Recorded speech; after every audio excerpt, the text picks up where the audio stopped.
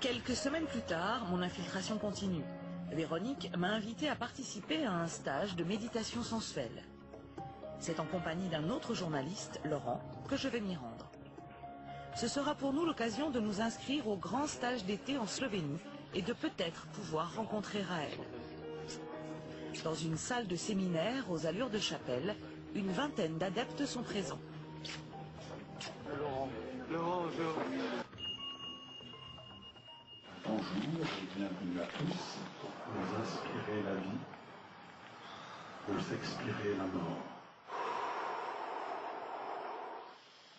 Pendant une vingtaine de minutes, des mots, des images, toutes les parties du corps sont sollicitées. Le plus confortablement possible, vous pouvez imaginer comme un liquide bleu, lumineux, qui remonte aussi le long de vos jambes. Chaud, agréable, cette chaleur qui pénètre jusqu'au haut des cuisses, le périnée. De plus en plus fort, de plus en plus profondément. Jacques est allé chercher chez Raël ce qu'il ne trouvait plus dans l'église catholique. Il se souvient d'avoir été convaincu immédiatement. J'étais à l'église, je voyais le prêtre qui levait. Alors oui, toi ça va pas te marquer, parce que moi j'étais marqué très fort de ça. Qui lève l'hostie, puis qui dit ceci est mon corps, ceci est le corps de Dieu aimé. Il y a d'autres personnes qui sont là, qui ont l'air intelligentes, qui croient ça, mais mon intelligence ne peut pas croire ça. Pour moi, ça rendait, j'allais dire, scientifique, cohérent, intelligent, ce que j'avais cru dans l'église catholique, dans la Bible, mais qui ne satisfaisait plus du tout mon intelligence. Sur les tapis, nouvelle rencontre. Paul est adepte depuis plusieurs années. Fan de méditation, il nous en vante les mérites. C'est complètement dérivé des techniques de méditation tibétaine et c'est très sérénisant. Paul dit être un médecin, ophtalmologiste. Il exercerait aux États-Unis, faute de le pouvoir en France, car selon lui, il aurait été radié par le Conseil de l'Ordre. Pourquoi il t'empêche de travailler? Parce que je suis raïen. Ah, il est ça, donc. Est-ce vraiment parce qu'il est raélien ou plutôt parce qu'il a fait du prosélytisme dans le cadre professionnel? Paul affirme se servir de la méditation pour des opérations délicates. Remplacer l'anesthésie générale par la méditation. Ah, ça doit faire mal, non? Non. On a fait des greffes de décollement, des décollements d'optimisement des atomes, comme ça. Le patient repartait 2 heures après chez eux, sans anesthésie générale, sans hospitalisation. C'est toujours pas refait en France. Bah, ça doit faire très mal, non? Pas du tout. Après, vous vous concentrez sur le fait de vous concentrer sur rien. Méditation, lecture, transe, durant toute la journée, les exercices se succèdent. Comme cet exercice visuel sur le symbole du mouvement. Et regardez donc le symbole. Il produit des ondes de forme qui harmonisent le corps et l'esprit. Maintenant, vous fermez les yeux et vous pouvez voir qu'il est gravé dans votre cerveau.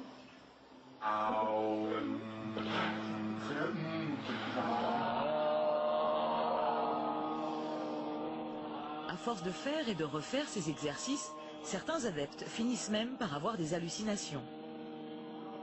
Temps de discussion et tout, c'est du temps de massage en moins. Le stage se poursuit avec un exercice très attendu, le fameux massage, ultime séance de mise en condition, un apprentissage essentiel. Vous fermez les yeux et vous vous préparez à être bientôt touché. Donc, Chacun choisit son partenaire. vous prenez toujours les orteils et vous commencez. Et vous pouvez y aller carrément, malaxer les fesses si vous voulez. Et donc, maintenant, vous allez arriver directement au haut des fesses. Alors, ce massage est technique, mais avec beaucoup de sensualité. Pour Claire, ancienne adepte, cet exercice de méditation sensuelle n'est qu'une technique de manipulation. On nous amène dans un état de détente qui est tel que c'est là où la manipulation entre en jeu. C'est à ce moment-là, au moment où on est le plus ouvert, le plus disponible, où là on nous amène en contact avec les Elohim et tout ça, et c'est là où ça C'est là où le travail de manipulation joue. Là. Le massage terminé, les adeptes enchaînent prières et lecture des messages des créateurs. Merci, Elohim, de m'avoir créé à votre image. Afin d'accueillir les Elohim en 2035, Raël a créé l'Ordre des Anges. Ce ne sont que des femmes. Toutes sont à son service. C'est au cours de stages comme celui-ci que le mouvement les recrute. Véronique est l'une de ces anges. On la reconnaît aux plumes blanches qu'elle porte avec fierté autour du cou. Pour être ange, la seule condition, c'est que dans l'année qui suit, tu as l'obligation de rentrer dans la structure. Et tu es ange? Oui. Oui. J'ai pris un petit peu de réflexion. Il te parle vraiment d'un engagement où tu peux aller jusqu'à donner sa vie pour sauver le prophète. Si tu as conscience de ton engagement, je veux dire, si on me dit demain, on t'attend, je sais pas, aux États-Unis, lâche ton travail, lâche tout, qu'est-ce que tu fais quand? Pour satisfaire ses besoins personnels, Raël a créé un autre ordre à l'intérieur des anges, celui des cordons dorés. Mais là, le contrat n'est pas le même. Être un cordon doré veut dire être prête à être au service des Elohim et des prophètes sans aucune restriction, incluant la sexualité. Et vous dévouez totalement à aimer les Elohim et les prophètes, même être prête à donner votre vie. Jean-Denis Saint-Cyr, ancien bras droit, confident et ami intime de Raël, a lui aussi été dupé par le prophète. Après 17 années passées dans le mouvement, tout s'est interrompu le jour où le gourou lui aurait fait un terrible aveu. C'est un secret entre lui et moi.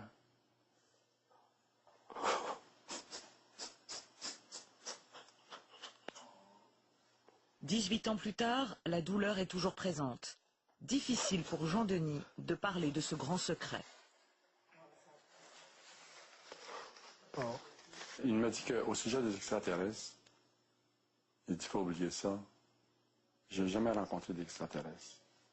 Donc forcément, je peux dire d'emblée que c'est un imposteur. Le week-end de méditation se termine. Nous allons quitter les lieux. En partant, nous nous inscrivons pour le stage d'été des Raéliens pour y poursuivre notre enquête.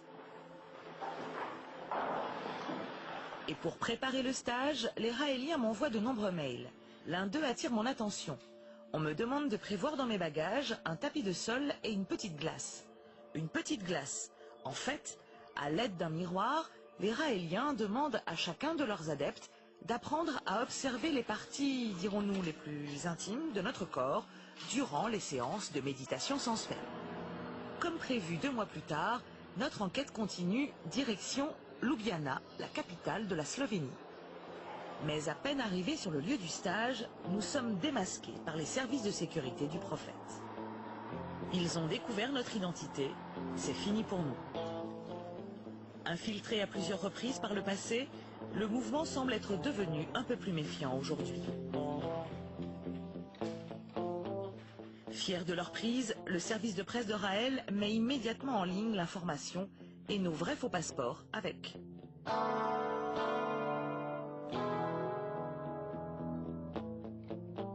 Aujourd'hui, d'après le rapport de la mission interministérielle de vigilance et de lutte contre les dérives sectaires, la Miviludes, les mouvements qui montent seraient de moins en moins attachés à la figure d'un maître et de plus en plus à une thérapie délirante.